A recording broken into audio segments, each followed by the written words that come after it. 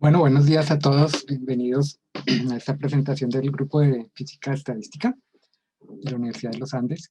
Mi nombre es Gabriel Telles, soy profesor del Departamento de Física y pues dirijo aquí el Grupo de Física Estadística.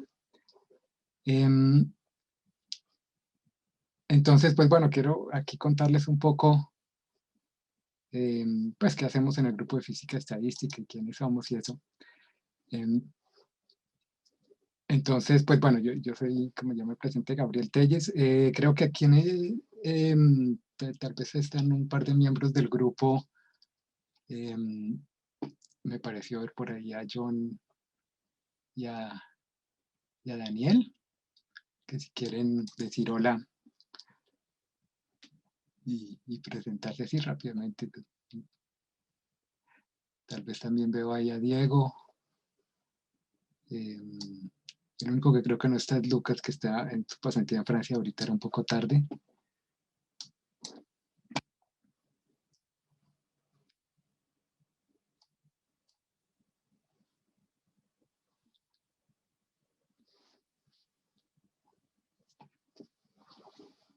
Bueno, Diego ahí en el chat saluda a todos.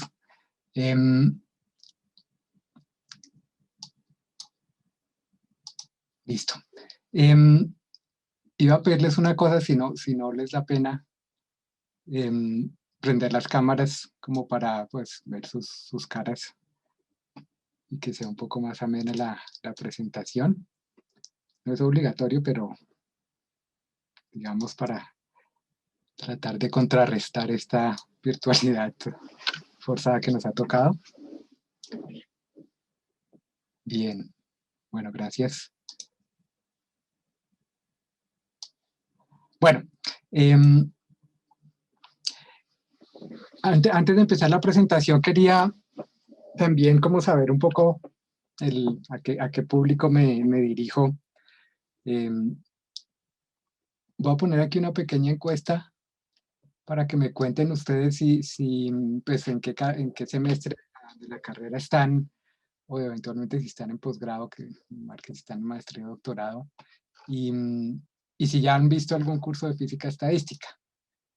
Entonces, si pueden responder ahí, así yo tengo una idea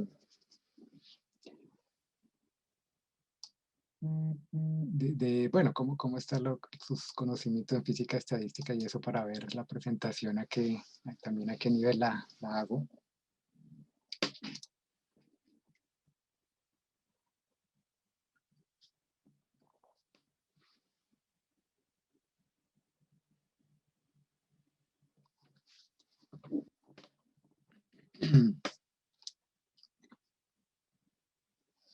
¿Todos ven ahí la encuesta? ¿Sí?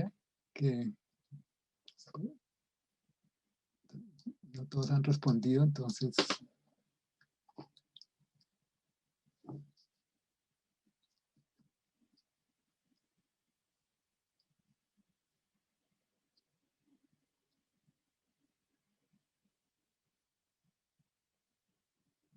Bueno, les voy a mostrar también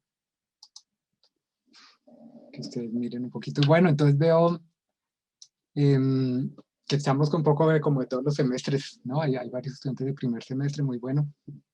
Puedo contar de qué se trata la física estadística. Entonces está como variado y unos cuantos de posgrado también. Y también veo mitad y mitad que, pues, una mitad ya ha visto física estadística, pero la otra mitad no. Bueno, un poquito más de la mitad no.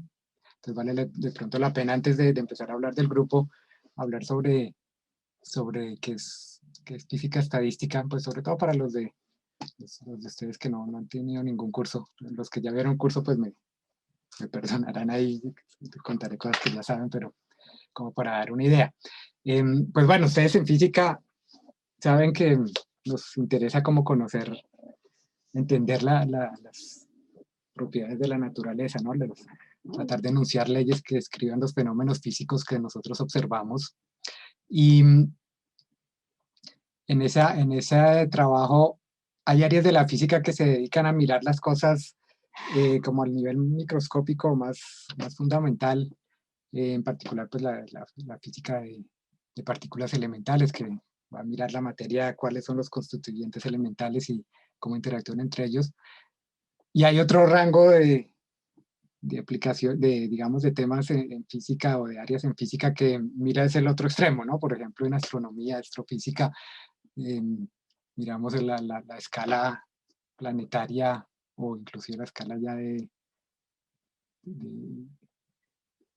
pues de las galaxias y eso. Y bueno, está toda la parte intermedia, todas las escalas intermedias que son, pues, digamos, lo voy a llamar escala macroscópica, que es como nuestra escala física en que vemos los fenómenos que ocurren. Hay pues esas distintas escalas, pero es importante tener como una parte de la disciplina de la física que se preocupe por tratar de conectar lo que ocurre a distintas escalas, tanto espaciales, digamos, como también temporales. Y ahí es donde entra en juego la física estadística. La física estadística trata de poder entender las propiedades, por ejemplo, macroscópicas a nuestra escala, con una descripción, digamos, promedio, una descripción estadística de lo que está ocurriendo a nivel microscópico.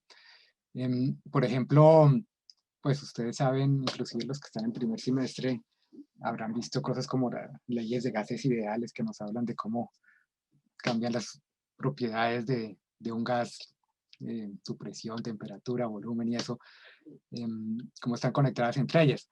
Pero todas esas cantidades macroscópicas, ese comportamiento, al final debe venir de qué es lo que está pasando con los átomos y las moléculas de ese gas, ¿no? Y entonces, si uno va a mirar, no sé, un litro de gas y quiere entender sus propiedades, un litro, digamos un litro de oxígeno o de aire, por ejemplo, y queremos ver qué pasa, uno podría tratar de ver, bueno, qué está pasando con todas las moléculas de oxígeno y nitrógeno ahí en ese litro de aire.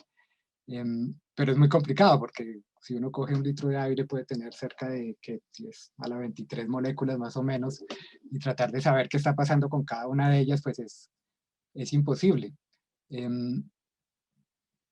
Más bien lo que uno podría es adoptar una descripción como estadística, tratar de ver, bueno, en promedio, ¿qué está pasando? Y cuando digo promedio, uno podría preguntarse en un lugar del espacio, en promedio, cuántas moléculas puede haber, qué velocidades en promedio puede haber. Ustedes, pues, saben o tal vez aprenderán más adelante en los primeros cursos de la carrera que, por ejemplo, en un gas las moléculas no están quietas, sino que se están realmente moviendo y en direcciones que parecen muy aleatorias. Una molécula corre para allá, otra para otro lado, etc. Entonces, pues la física estadística lo que propone es más bien mirar como en promedio qué está pasando, y resulta que esas cantidades que uno describe así con herramientas estadísticas, de tratar de entender cantidades promedio de lo que pasa en gases, por ejemplo, o en líquidos o fluidos, están directamente relacionadas con cantidades que podemos medir. Por ejemplo, eso los que ya vieron algún curso de termodinámica, como física 2 y eso ya lo saben. Por ejemplo, la velocidad de las moléculas, más precisamente la desviación estándar de la velocidad, está directamente relacionado con la temperatura. Entonces, la física estadística justamente es como esa área de la física que trata de conectar la escala microscópica con la macroscópica a través pues de un análisis estadístico de lo que está pasando ahí. ¿Listo?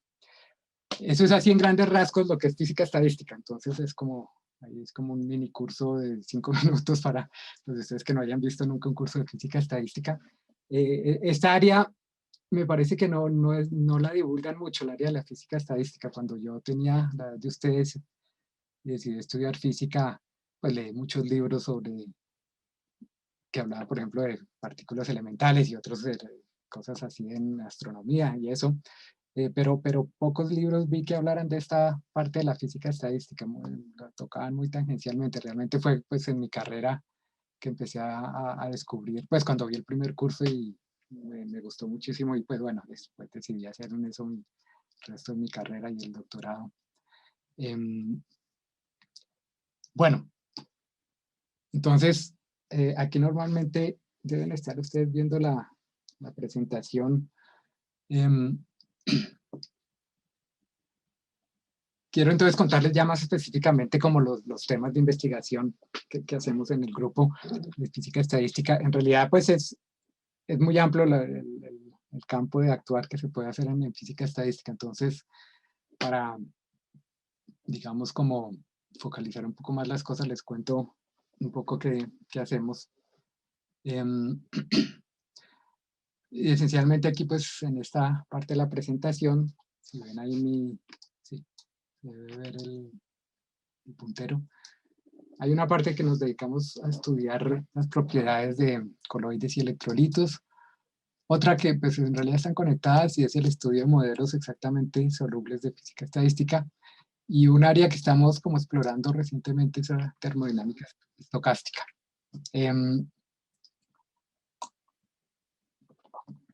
¿Cómo es esto de coloides y electrolitos? Bueno, para los que no sepan qué es un coloide es una mezcla de, digamos, de dos sustancias que están pueden estar en dos fases diferentes. Una de esas dos, digamos, de esos dos medios, tiene está constituido por, digamos, moléculas muy pequeñas, pueden ser átomos o moléculas diatómicas y eso. Lo vamos a llamar el medio continuo y disuelto en eso hay algo que vamos a llamar el medio disperso, que está compuesto por moléculas mucho más grandes, por macromoléculas, que puede ser, no sé, como proteínas o puede ser moléculas que tienen una gran cantidad de átomos, entonces tienen un tamaño más grande. Eso pues generalmente lo llaman un coloide o una dispersión coloidal. Aquí, por ejemplo, mostré unas fotos que vienen, pues no son hechas por nosotros, sino del grupo de materia condensada suave de la Universidad de Utrecht, en Holanda. De algunos ejemplos de cómo son esos constituyentes así del medio disperso en un coloide, que pueden ser moléculas, pues ya sea circulares grandes. Esto por ejemplo, tiene cara de los glóbulos rojos en la sangre. Estos ya pues son unos que pueden tener estructuras sólidas como este de aquí, o estos de aquí que tienen forma como de palitos, que pueden ser como polímeros alargados, y eso le da propiedades interesantes cuando uno lo mira a nivel macroscópico. Pero justamente ahí en la física estadística la idea es como de conectar esto que ve uno a escala microscópica con lo que pueda tener de propiedades a escala macroscópica, estos coloides. Los coloides en realidad es algo que es muy común en el día a día. Aquí les puse unos ejemplos de coloides. Por ejemplo, el humo es un coloide. Esencialmente son unas partículas sólidas que están dispersas en aire. Entonces ahí el medio continuo es el aire y el disperso son esas partículas sólidas ahí de carbono u otras cosas ahí. Otro ejemplo, por ejemplo, los aerosoles, o por ejemplo en una taza de café hay una crema. Bueno, la leche en sí también es un coloide, pero aquí en este ejemplo pues quería mostrarles más bien una crema de leche que también es un ejemplo de coloide. Los coloides pues los clasifican según la fase dispersa y continua, si es líquido, sólido o gas, y puede haber como todas las combinaciones. Pero bueno, digamos que tampoco quiero aquí hacer un curso sobre eso, entonces lo paso un poquito rápido, porque esos coloides son interesantes de física, digamos, ese estudio de los coloides también es bastante interdisciplinar, en química y en biología puede ser de interés. En física, cosas que nos pueden interesar es que estos sistemas coloidales, como la parte dispersa tiene unos tamaños relativamente grandes. Aquí, para darles una idea, podría pensar una partícula coloidal que sea de un radio que puede llegar a ser hasta una micra. Y típicamente en esas sustancias, pues bueno, eso está dispuesto en el medio continuo, que puede tener moléculas de agua y puede tener iones, eventualmente si hay sales y cosas así. Entonces hay lo que llaman contraiones y coiones de carga, de la misma carga o de carga opuesta a esto, y estos sí son mucho más pequeños, ¿no?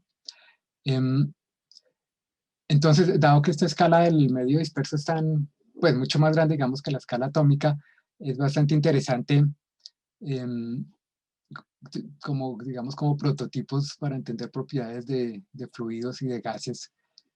Aquí mencionaba, pues en la presentación, que estos coloides se pueden observar, pues sus constituyentes, a veces por medios ópticos, con microscopía confocal, se pueden a veces observar por lo que son, digamos, relativamente grandes. Las escalas de tiempo, cuando uno quiere mirar la dinámica, suelen ser bastante largas, digamos.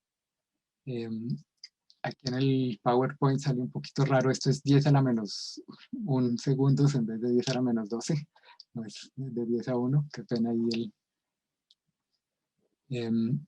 entonces, justamente en la escala atómica los tiempos son tan rápidos que hay que usar técnicas de espectroscopía súper rápida, mientras que para coloides pues no se necesita tanto por lo que las escalas son más grandes. Y digamos que la interacción entre estos partículas coloidales se puede a veces ajustar, que es esto que menciono aquí de posibilidad de ajustar potenciales efectivos. Eso de potenciales efectivos se refiere a lo siguiente: si tengo varias de esas partículas coloidales, perdón, aquí, que bueno, esto están obviamente moviéndose con su agitación térmica y eso, y están disueltos aquí, pensemos, por ejemplo, que estos tienen carga eléctrica y estos son iones que hay alrededor.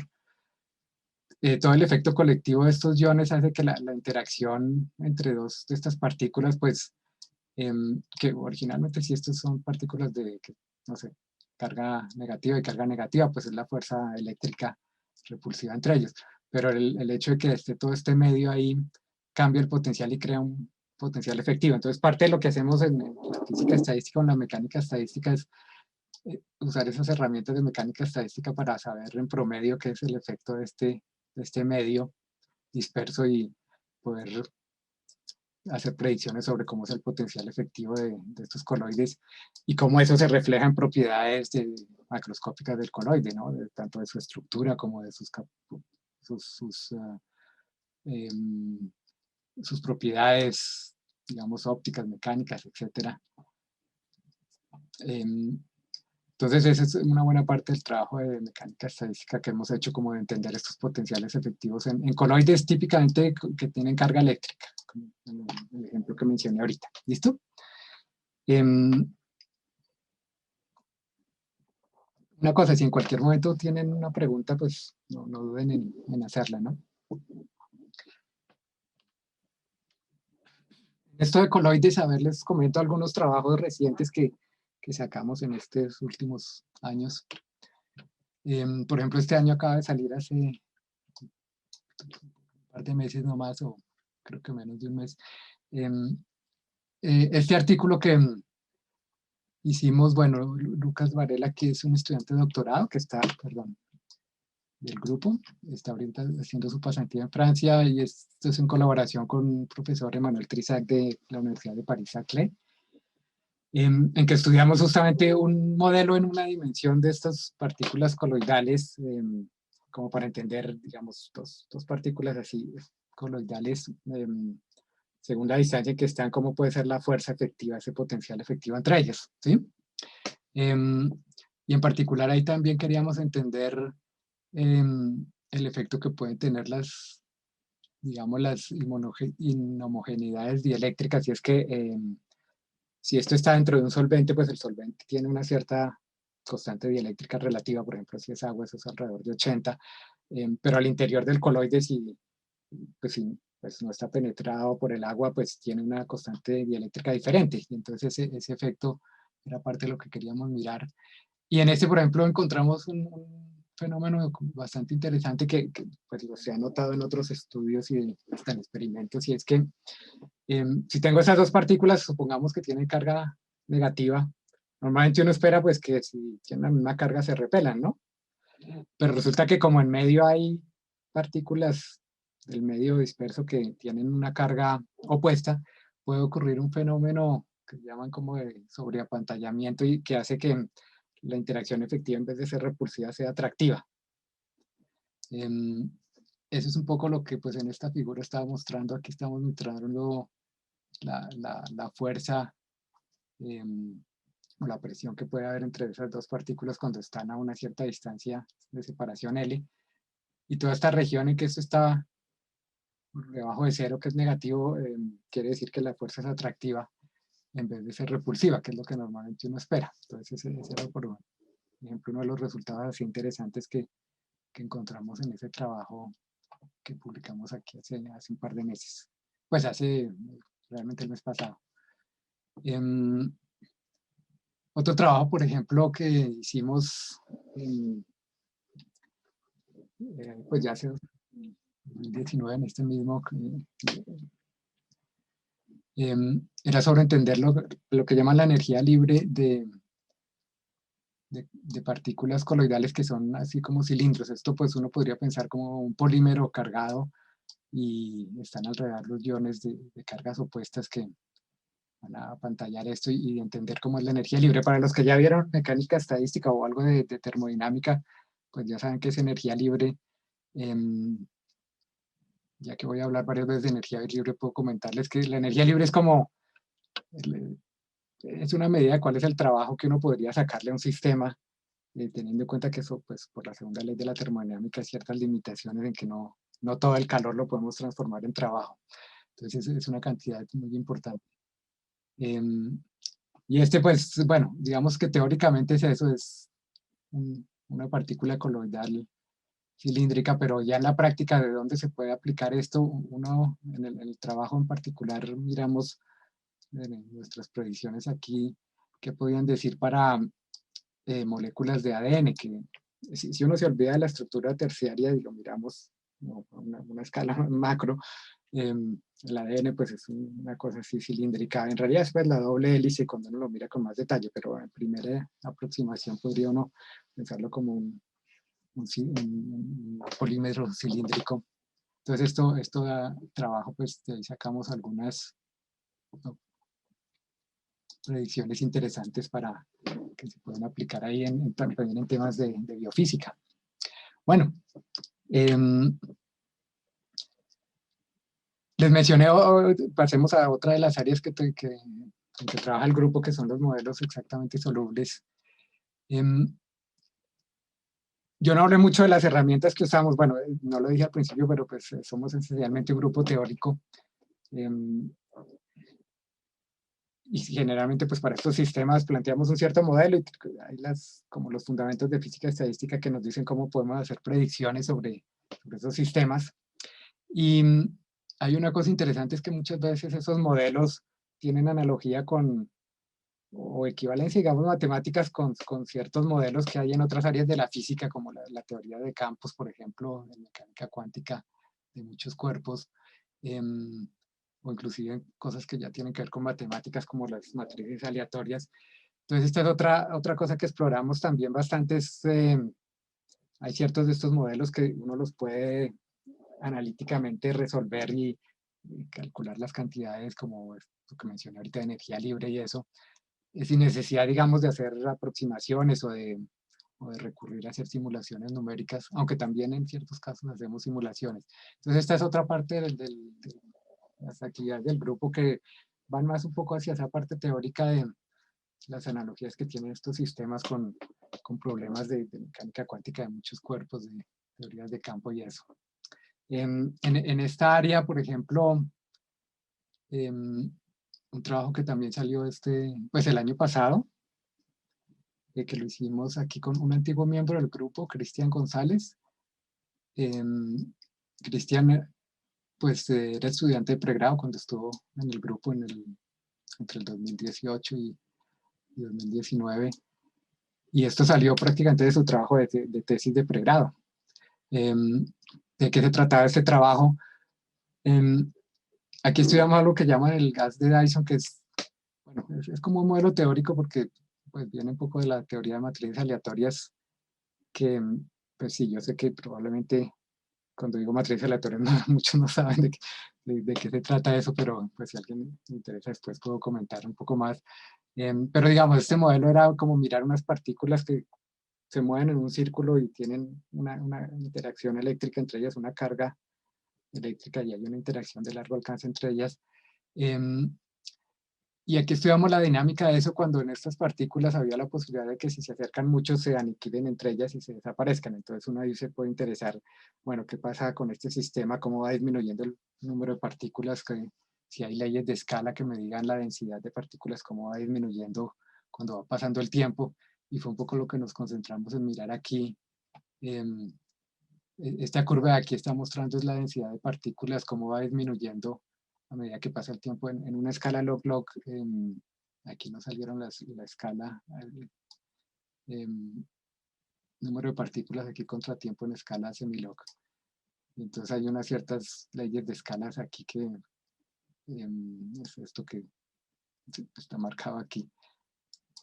La densidad va decayendo como una cierta potencia del tiempo que ha pasado. Para un cierto parámetro beta, que esto está relacionado con la temperatura, que tanto es el agite de las partículas, porque ahí la idea es que las partículas tuvieran un movimiento más o menos pues aleatorio, pero también está la fuerza de repulsión entre ellas. Entonces era como mirar esa competencia entre esos dos tipos de movimiento. Aquí, por ejemplo, otro trabajo que también salió hace un par de años de este Robert Salazar, que fue estudiante de doctorado,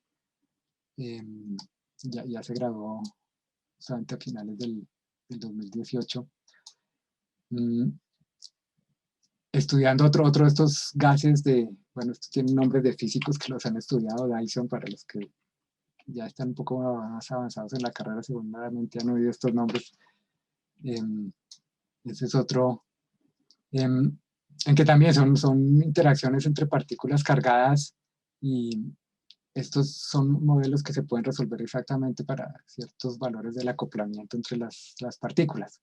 Aquí en la figura mostramos un poco cómo es la estructura, cómo se tratan de organizar estas partículas.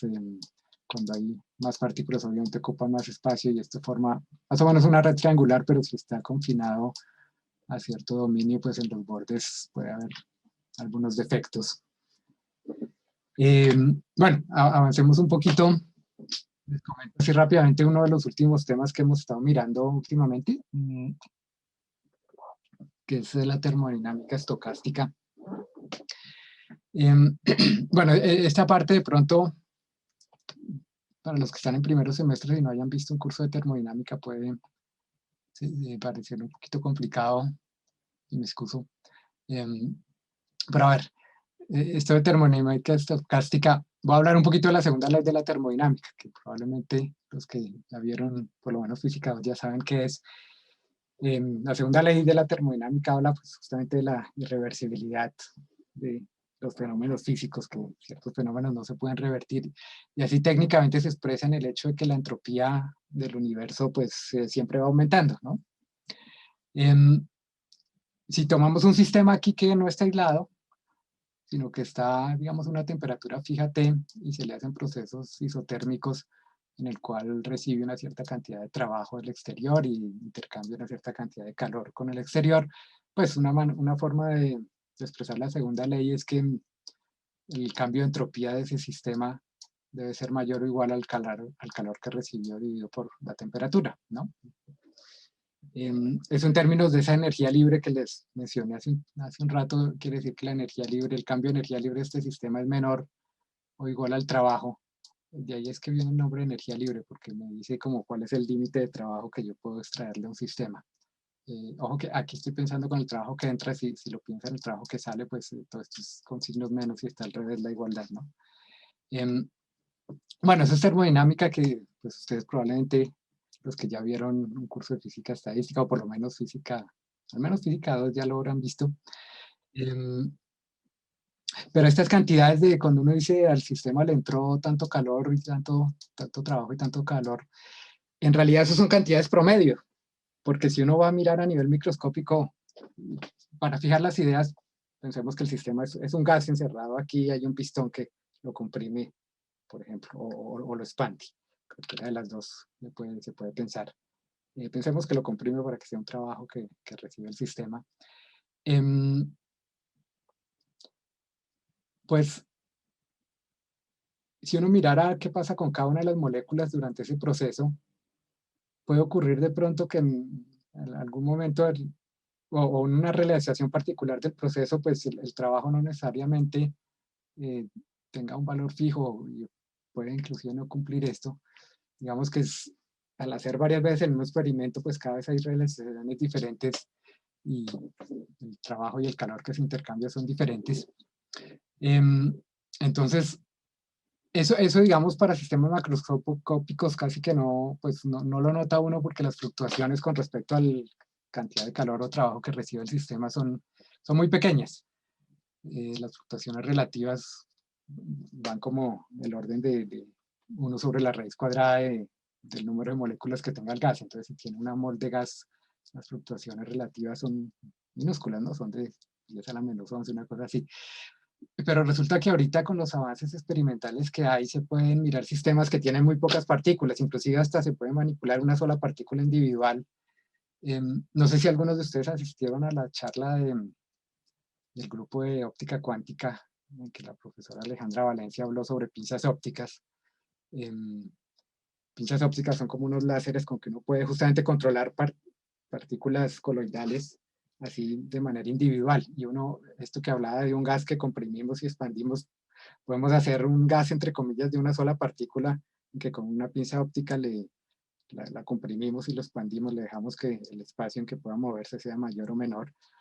Y ahí las fluctuaciones son tremendas, las fluctuaciones de trabajo y de calor que se intercambian pueden ser muchísimo más grandes que pues para un sistema macroscópico.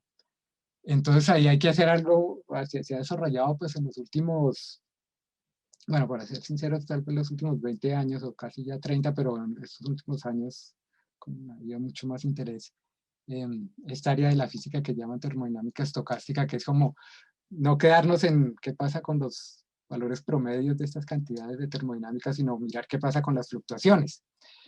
Aquí les muestro una curva, esto es de la tesis de pregrado también de otro antiguo miembro del grupo, Nicolás Salazar, en que justamente él hizo una simulación numérica de una partícula coloidal en que la estuviéramos comprimiendo o expandiendo, dejándole un potencial que la confina de forma armónica, y mirar el trabajo que recibía esa partícula. Y esto lo que representa es un histograma de los trabajos, es decir, haciendo la simulación repetidamente muchas veces, cada vez sale un valor de trabajo diferente. Y aquí contábamos cuántas veces salía ese trabajo. Entonces hay casos en que puede haber un trabajo grandísimo, otras veces un trabajo más pequeño. Este beta es 1 sobre la constante de Born por la temperatura. Entonces esto es medido como en unidades de la energía térmica. Y esta ley de la termodinámica, pues la estoy mostrando aquí con estas 2 líneas. Este es el cambio de energía libre del sistema y este es el trabajo promedio que sale de este histograma. Entonces, pues sí, se cumple la segunda ley de la termodinámica. El trabajo es mayor aquí que el cambio de energía libre, pero hay unas fluctuaciones tremendas. Hay en ciertos casos en que el trabajo puede ser menor. Fíjense, toda esta región de aquí fueron trabajos, realizaciones en que el trabajo fue menor que el cambio de energía libre. O sea, si solo viera esto, uno diría, uy, se está violando la segunda ley de la termodinámica, pero pues no es cierto, porque la segunda ley de la termodinámica estadísticamente es lo que está ocurriendo. Entonces, es mirar todo este perfil. En esa área, por ejemplo, en los años 90, finales de los 90, uno de los trabajos que impulsó toda esta área es uno de Christopher Jarzynski, en que él demostró que más allá de la segunda ley existe esta igualdad, que el valor promedio del exponencial del trabajo que se hace en el proceso es exactamente igual a la exponencial del cambio de energía libre. Y para los de ustedes que pues ya sepan un poquito de matemáticas y la igualdad de Jensen y eso, pues de aquí uno puede deducir la segunda ley de la termodinámica, esta desigualdad. Bueno, en ese tema, pues es un tema que nos interesa mirar. Por ahora no hemos hecho muchos trabajos. Aquí hay un trabajo que hicimos en colaboración con 2 profesores de la Universidad del Rosario, Carlos Álvarez y Nicolás Afanador, que son egresados de los Andes, son egresados de maestría y bueno, inclusive de pregrado y maestría. Carlos también hizo el doctorado conmigo hace un par de años. En que justamente pues, explorando esas ideas de sistemas de muy pocas partículas y ver las fluctuaciones, nos pudimos estudiar un modelito aquí un gas que fuera una sola partícula y como ver cuando uno lo comprime y lo expande, qué pasa con el trabajo, qué fluctuaciones hay, un poco en la misma línea que lo que les estaba mencionando a ustedes aquí. Bien, esta charla se supone que eran solo 20 minutos y ya son las 6:40, no quiero abusar aquí el tiempo, entonces voy a parar aquí por si ustedes tienen preguntas. Aquí está la página del grupo, si quieren ustedes echarle un vistazo. Esperen, yo la comparto aquí.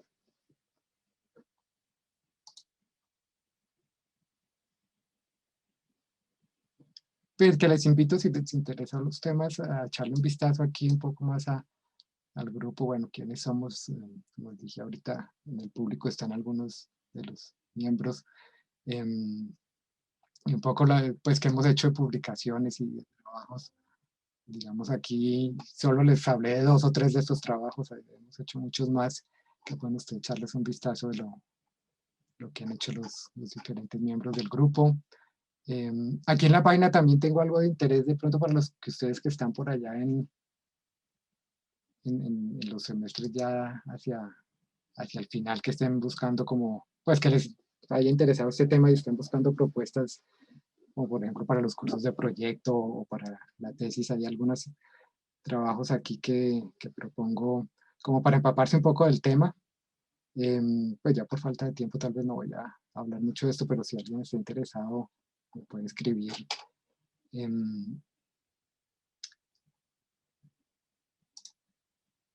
Voy a dejar los datos de contacto y pasemos a preguntas.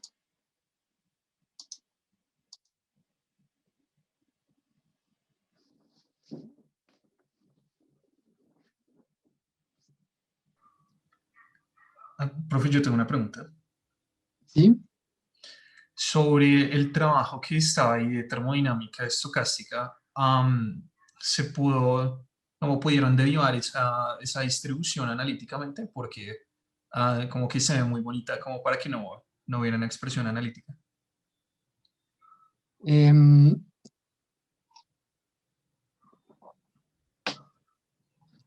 esa yo sospecho que sí se debe poder, imagino que se refiere a esto, sacar de pronto analíticamente. Pues digamos que ahí Nicolás más que todo quería como, pues bueno, él estaba aprendiendo el tema y se puso a hacer, pues a atacarlo por simulaciones.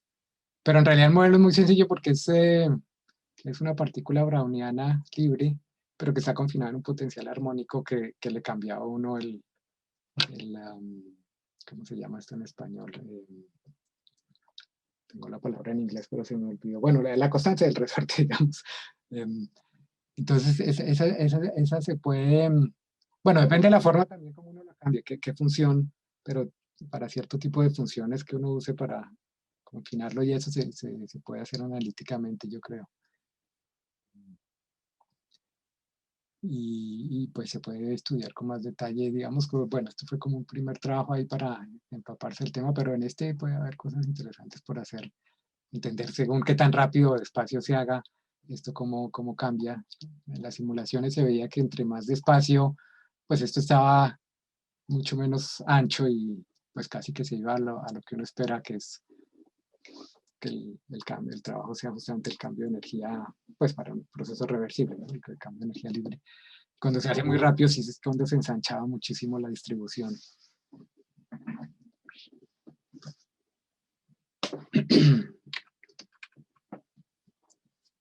Yo no he estado pendiente del chat por si hay más preguntas. Sí, si puedo poner el link. Bueno, sí, allá alguien, John nos ayudó y puso el link ahí de la página para que lo puedan copiar más fácil.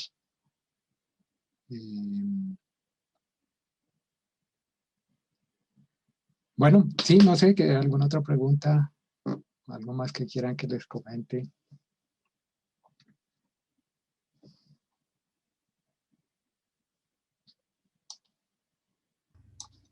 Yo, profe, pues yo soy estudiante nuevo de maestría. Sí. y pues digamos, yo estoy como en la búsqueda pues de trabajar en un grupo de investigación Sí, y pues me llamó la atención ahí en la página del grupo que ustedes tienen, lo que tiene que ver con computación cuántica. O sea, digamos, pues porque en la charla no mencionó mucho al respecto, entonces de pronto me gustaría saber un poquito más de específicamente cómo, en qué se enfocan en esa área. bueno. em, Pues en realidad ese no hablé porque no hemos trabajado, pero era como una también de los temas, así que de pronto sería interesante mirar de computación cuántica. Esta la computación cuántica, pues bueno, inclusive no está tan relacionado directamente con física estadística, aunque sí podría tener aplicaciones interesantes para simular sistemas. Em, pues digamos que, bueno, en este proyecto la idea inicial era de pronto como familiarizarse un poco con cuáles son los principios ahí de la computación cuántica em, bueno, ahí no sé, pues sí, probablemente usted ha leído cosas sobre eso, me imagino, de, bueno, en vez de usar bits 1 y 0, más bien usar lo que llaman qubits. eh, Serían estados, pues un sistema de dos estados, pero pues la superposición cuántica puede estar en cualquiera de ellos. Em, y ahí pues también en los 90 fue que hubo como, aunque pues tal vez un trabajo bien importante que es el de Shor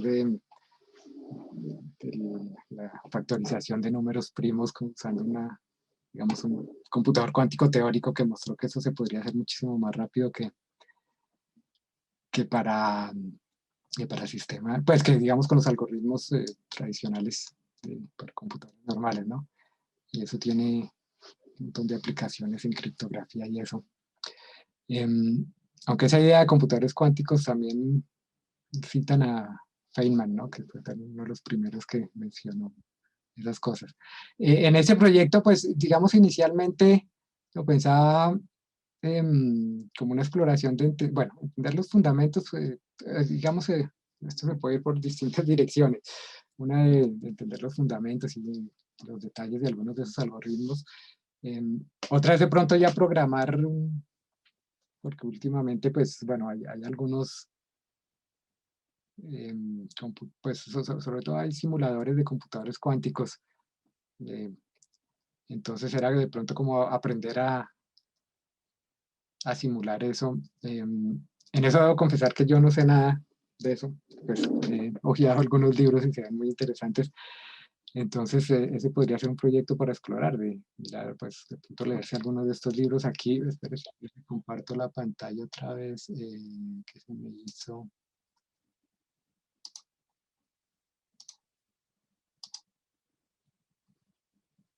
Eh, sí, aquí mencionaba, por ejemplo, el artículo de Shor, que es bastante clásico en ese tema. Y han salido últimamente muchos libros sobre programar computadores cuánticos. Cuando uno lo mira, es ya como, pues son ya mucho más a mano, empezar a trabajar con las manos, entender algunas de las librerías que han construido para hacer como una interfaz con computadores cuánticos, que puede uno, pues, bueno, lo que he visto es que pues de simulados se pueden mirar, pero inclusive hay hasta algunas librerías que se pueden conectar a algunos de esos computadores que tienen allá en IBM o Google. Entonces eso podría ser como interesante también ahí. Entonces, bueno, no es mucho de física estadística, pero si uno logra manejar todas estas herramientas, pues podría pensar en física estadística. Una parte también importante, no hablé mucho, pero sí lo usamos mucho, es las simulaciones de sistemas físicos, en que tenemos el sistema y simulamos a nivel microscópico las interacciones y cómo, no sé, se resuelven las leyes de Newton, no sé, o algún otro tipo de ecuaciones dinámicas. Em, y esas pues tienen el problema que cuando va creciendo el número de partículas pues son más pesadas. Entonces muy probablemente con computadores cuánticos, si aprende uno a usarlos, podría algunas de las simulaciones de sistemas de mecánica estadística hacerlas más rápido, ¿no? Eso podría ser ya un tema para explorar una vez que uno domine un poco más como los fundamentos de esto. Vale, profe, gracias.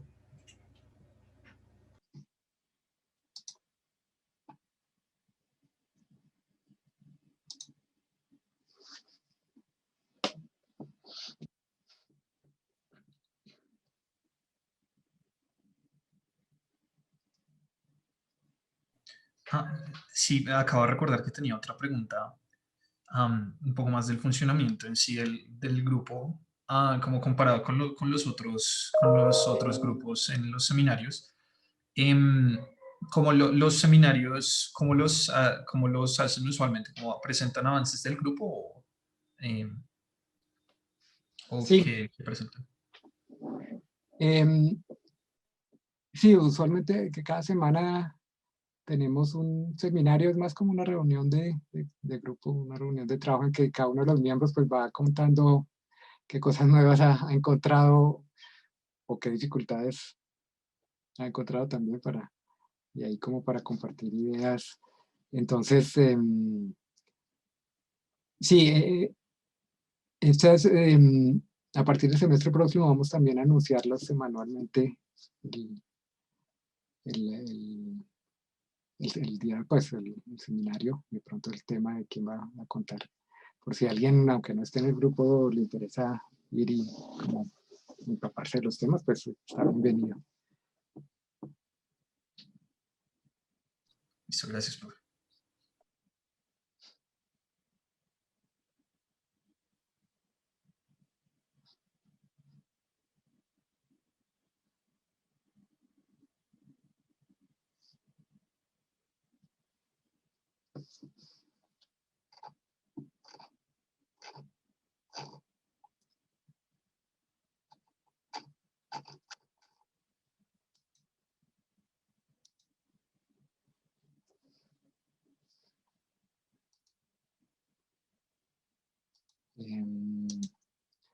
Bueno,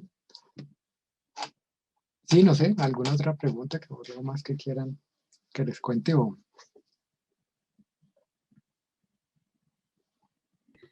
Gabriel, yo tengo una pregunta, pero pues es como de pura curiosidad. ¿Alguna vez han como investigado otro sistema como de materia, como soft matter, que no sea esto de los coloides? ¿Hay algo como ahí que sea de interés del grupo de investigación?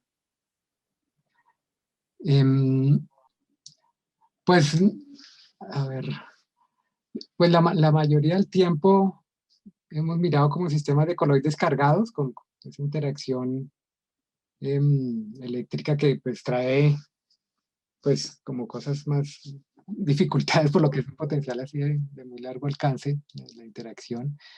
Em, o variaciones de eso. En algún momento, por ejemplo, ahorita pues mencioné a Carlos Álvarez, profesor de la Universidad del Rosario, pero que hizo el doctorado conmigo hace ya como una década. Él, por ejemplo, estudió ferrofluidos, que era pues las partículas que tienen un pequeño dipolo y entonces tienen interacciones como interesantes. Bueno, otra vez está la interacción eléctrica ya adentro, pero en este caso un poco más compleja porque también la orientación es lo que llaman un fluido complejo. ¿Qué más miramos así? No, como más o menos como esos han sido los sistemas que hemos mirado como de materia, pues en que las interacciones electrostáticas juegan un rol importante. Esos sistemas los que hemos mirado, sí. Vale, gracias.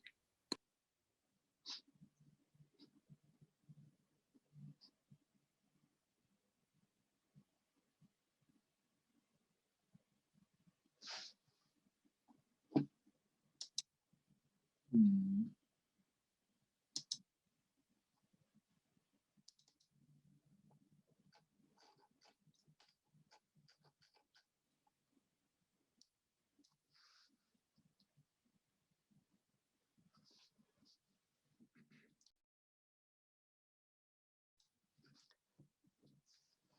Bueno, sí, pues no sé, yo no tengo mucho más que contarles.